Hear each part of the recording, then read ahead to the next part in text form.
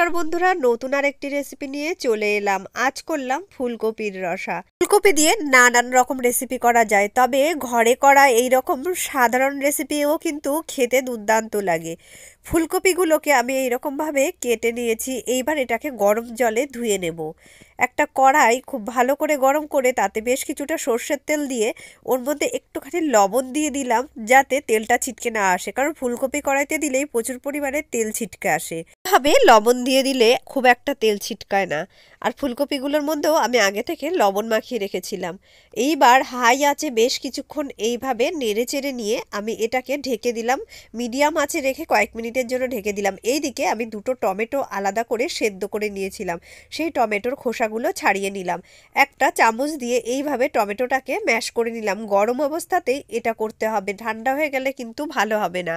এবার এটাকে এইভাবে ম্যাশ করে একটা পেস্ট বানিয়ে রেখে দিলাম। আর এই দিকে দেখো, ফুলকপিটা ঢেকে দেওয়ার পর অনেকটাই ভাজা হয়ে এসছে। এবার আবার নেড়ে চেড়ে কিছুক্ষণ এইভাবে ভেজে নেব। আবার কিছুক্ষণের জন্য ঢেকে দিলাম, যাতে ফুলকপিগুলো ভালোভাবে সেদ্ধ হয়ে যায়। ভাজতেই ফুলকপিগুলো যাতে সেদ্ধ হয়ে যায় সেইভাবেই ভাজতে হবে। একটু দেখো লালচে লালচে ভাব হয়ে আসছে, তার মানে আমার ফুলকপিটা ভাজা হয়ে গেছে। তুলে নিলাম অন্য একটি পাত্রে।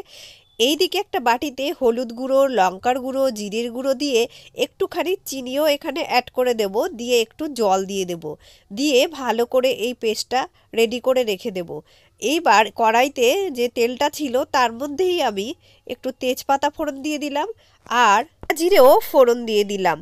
এবার এটা থেকে যখন ফোড়নের একটা সুন্দর গন্ধ আসবে তখন একটু আদা বাটা অ্যাড করে দেবো। আদা বাটাটাকেও কিছুক্ষণ ভেজে নিয়ে ওই যে মশলার পেস্টটা রেডি করেছিলাম সেটা এর মধ্যে দিয়ে কয়েক মিনিট তেলের ওপর এইভাবে ভেজে নেব।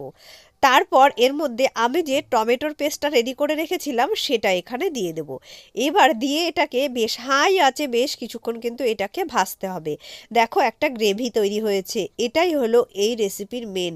যাই হোক, এইভাবে আবার কিছুক্ষণ ঢাকা দিয়ে দিলাম। এইভাবে কষাতে কষাতে যখন এটা থেকে তেল ছাড়বে তখন একটু গরম মশলা অ্যাড করে দিলাম। গরম মশলাটাকেও এর মধ্যে ভালোভাবে মিশিয়ে দিলাম। আর এখানে দিয়ে দিলাম ভেজে রাখা ফুলকপিটা। ভেজে রাখা ফুলকপিটা দিয়েও কন্টিনিউ এইভাবে কিছুক্ষণ নাড়তে হবে।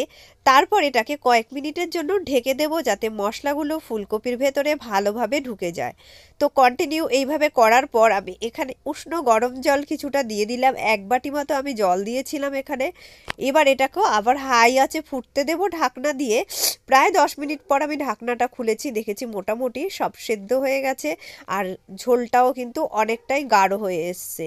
আবার কিছুক্ষণের জন্য ঢেকে দিলাম, যাতে পুরোপুরি ভালোভাবে রেডি হয়ে যায়। আমার আজকের ফুলকপি রেসিপি কিন্তু প্রায় রেডি হয়ে গেছে। এবার আমি এটাকে নামিয়ে নেব।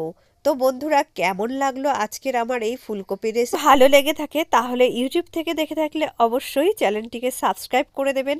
আর যদি ফেসবুক থেকে দেখে থাকেন তাহলে একটা লাইক করে, নতুন হয়ে থাকলে চ্যানেলে ফলো করে আমার পাশে থাকবেন। তো আজকের রেসিপি এখানেই শেষ করলাম। তোমরা সবাই ভালো থেকো।